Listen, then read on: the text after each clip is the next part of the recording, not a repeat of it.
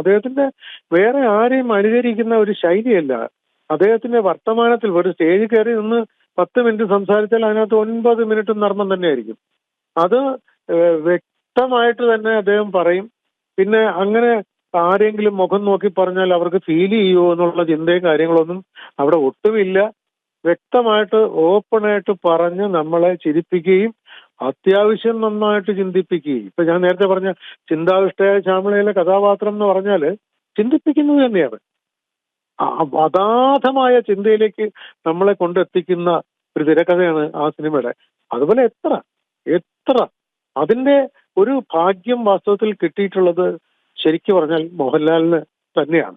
എനിക്ക് സഹിക്കാൻ പറ്റാത്ത ഒരു ഒരു വേർപാടാണ് ശ്രീചേട്ടന്റെ.